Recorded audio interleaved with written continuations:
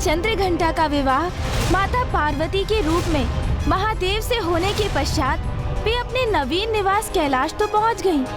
किंतु वहां चारों ओर सब कुछ अस्त व्यस्त देखने के पश्चात उन्होंने तत्काल गणों को सब कुछ पुनः सुव्यवस्थित करने के कार्य में लगा दिया और माता स्वयं शिवलिंग की पूजा स्थापना करने में जुट गयीं।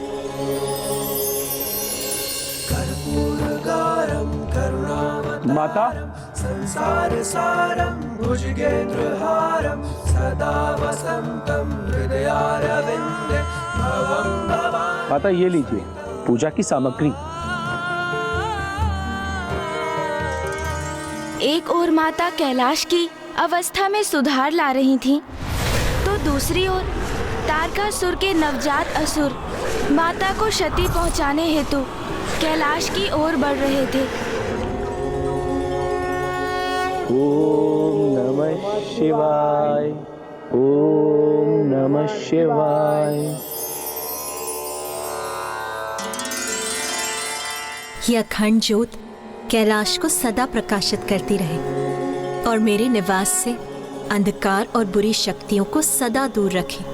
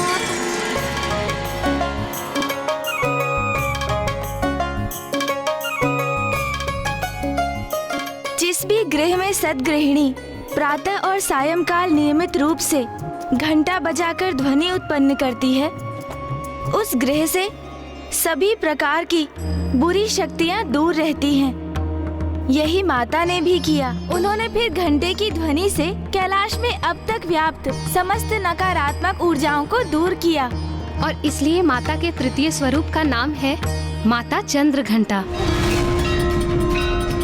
माता चंद्रघंटा नारी की उपस्थिति की महत्व की प्रतीक है और कैलाश को अखंड ज्योति से प्रकाशित किया। इतनी तपस्या के उपरांत माता को महादेव का साथ प्राप्त हुआ था, किंतु वास्तव में तो उनके तप का सुफल तो माता के रूप में महादेव को ही प्राप्त हुआ था। अब माता के जीवन का तृतीय चरण आरंभ हो चुका था। माता का ये रूप परम शांतिदायक और कल्याणकारी है। इनका ध्यान हमें लोक और परलोक दोनों में ही सुख सद्गति प्रदान करता है। देवी चंद्रघंटा की आराधना से साधक में वीरता निर्भयता के साथ साथ सौम्यता और विनम्रता का भी विकास होता है। माता चंद्रघंटा का ध्यान करने से साधक का तृतीय चक्र अर्थात मणिपूरक चक्र जागृत होता है।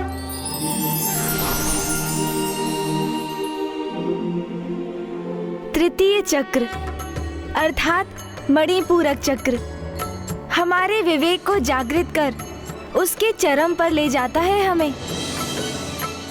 और जब हमारी कुंडलिनी के इस चक्र में ऊर्जा का प्रवाह होता है तो हम अपने पूर्व के निर्णय के उचित और अनुचित पर पुनः विचार करने पर विवश हो जाते हैं। महाराज, माता, अब आप भी माता का ध्यान कीजिए। अवश्य। पिण्डजज प्रवरारूढा चण्डकोपास्त्रकेर्युता प्रसादं तनुते मह्यं चन्द्रघण्टेति विश्रुता। महादेव, काशी में एक ही राजा हो सकता है। यदि मुझे यहाँ राज्य करना है तो आपको यहाँ से प्रस्थान करना होगा।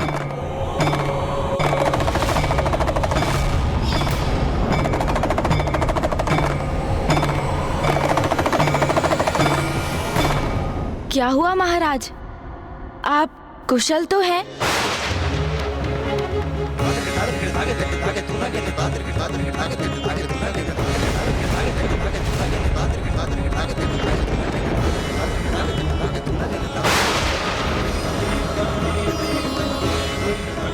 ऐसा क्यों आभास हो रहा है मुझे कि जैसे मुझसे कोई बहुत बड़ी भूल हो गई हो।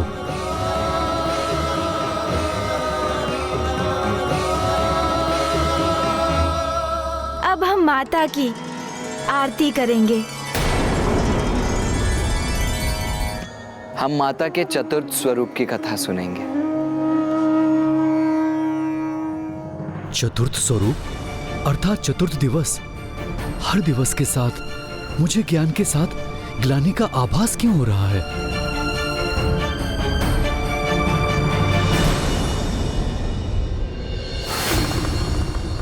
रामदेव, ये मेरी कल्पना मात्र है अथवा महाराज देवदास के मन में कोई संशय उत्पन्न हुआ जिसके कारण वो तनाव में आ गए? नहीं देवराजेंद्र, ये मात्र आपकी कल्पना नहीं है।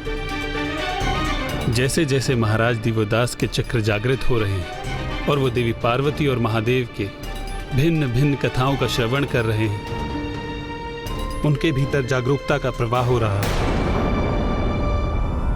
ये जितना शीघ्र हो उतना ही उचित है। मुझे तो मात्र यही आशा है कि जब तक उन्हें सत्य का, अपने कृत्य के परिणाम का पूर्ण बोध हो, सृष्टि के लिए अधिक विलंब ना हो चुका हो।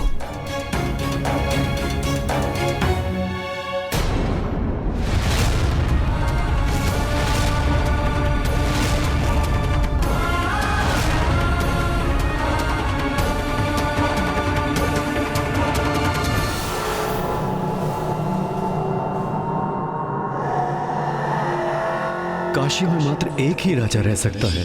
फिर वो काशी राजा आप हैं अथवा मैं। इसका निर्णय मैं आप पर छोड़ता हूँ प्रभु।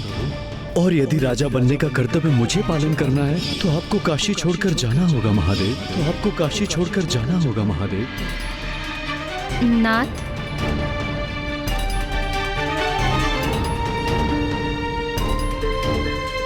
नाथ, मैं पूजा के समय से देख रही हूँ आप बहुत तनावग्रस्त प्रतीत हो रहे हैं। सब कुशल तो है ना? मैं तो माता के अगले स्वरूप की कथा श्रवण करने की प्रतीक्षा कर रही हूँ। आपको तो ज्ञात ही है, इतने अनेक प्रकार से मैं भी माता की यात्रा में स्वयं की यात्रा ही देख रही हूँ।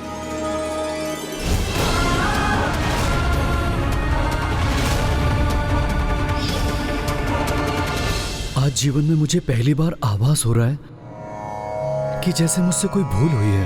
भूल? आपसे? कौन सी भूल महाराज?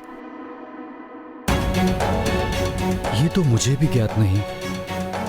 नहीं नाथ, आपसे कोई भूल हो ये कैसे संभव है? आप काशी के महाराज हैं। न्यायप्रियता और धर्मप्रायणता के उत्कर्ष उदाहरण हैं आप।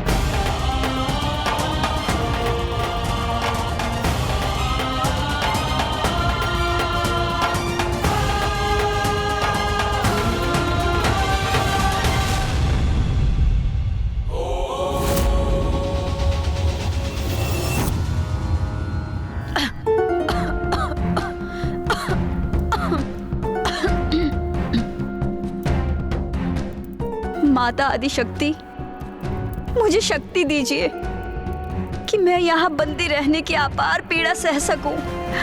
मुझसे रहे ब्रह्मदेव एवं देवगण को तो और भी अधिक कष्ट होता होगा। मुझे इतना बल दीजिए माता कि आपके आशीर्वाद से यहाँ से मुक्त होने तक मैं यहाँ स्थिरता से रह सकूं। वाह वाह!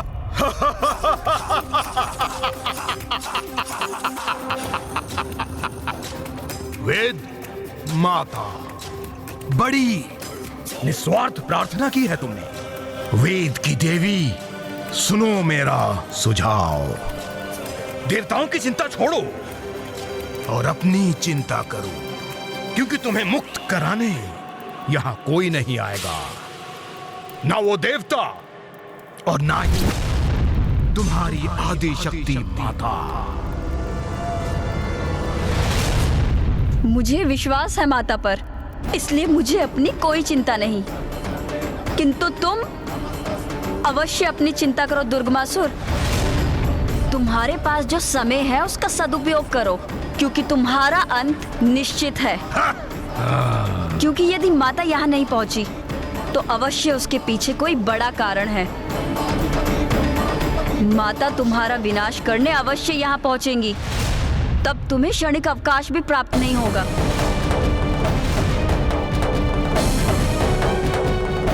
आदि शक्ति नमो नमः। रक्षा कीजिए माता। बड़ा दम है ना इन्हें अपनी माता की शक्ति का। तो मैं भी देखता हूँ वो कब यहाँ पहुँचती है और क्या करती है। प्रथम पूज्य गणेश जी और देव सेनापति कुमार कार्तिकेय नवरात्रि की चतुर्थी की पूजा आरंभ करने ही वाले हैं। हमें भी तैयारियां प्रारंभ करनी चाहिए।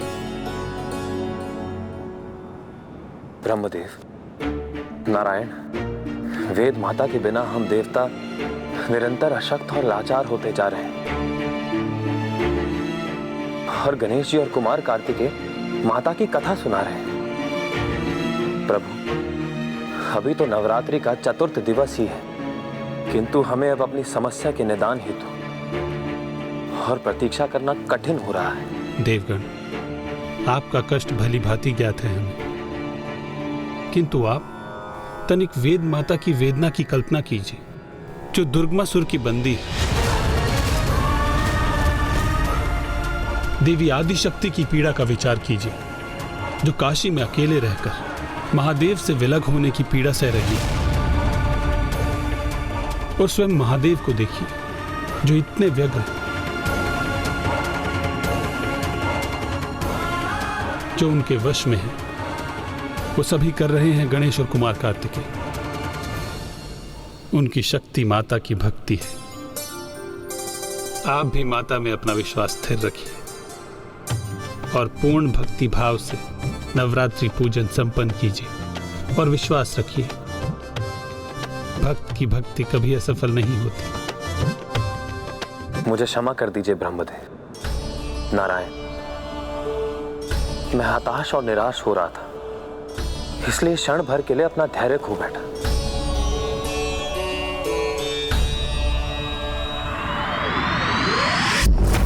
आज नवरात्रि का चतुर्थ दिवस है।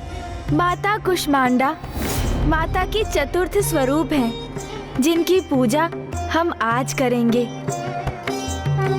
ब्रह्मांड का जन्म माता कुष्मांडा की मंद मुस्कान से ही हुआ था। माता की मंद मुस्कान से? हाँ माता, ये उस समय की बात है जब चहुं दिशाओं में मात्र अंधकार ही व्याप्त था। सृष्टि का कहीं कोई चिन्ह मात्र भी नहीं था।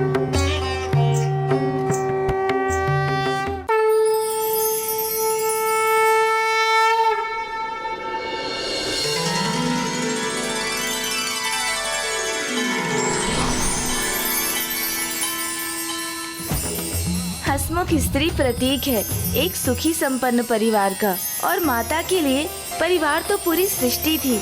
इसलिए महादेव के साथ उनकी हंसी और मुस्कान ने अंधकार को दूर कर एक नवीन सृष्टि को जन्म दिया।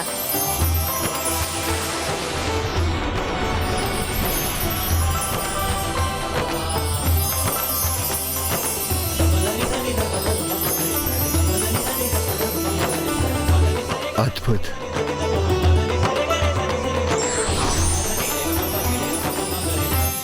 माता ने अपनी मंद मुस्कान से संपूर्ण सृष्टि को प्रकट कर दिया था। पृथ्वी, ग्रह, सूर्य, तारे, आकाश गंगा, किंतु सृष्टि को जीवन हेतु सूर्य देव के प्रकाश की आवश्यकता थी, तो माता ने स्वयं को सूर्य के मध्य स्थित किया और उनकी जीवनदायिनी ऊर्जा और प्रकाश की स्रोत बनी।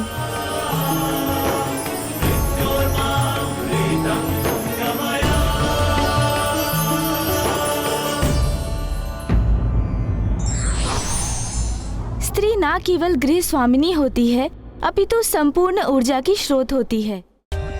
For more updates, subscribe to our channel, click the show links and enjoy watching the videos.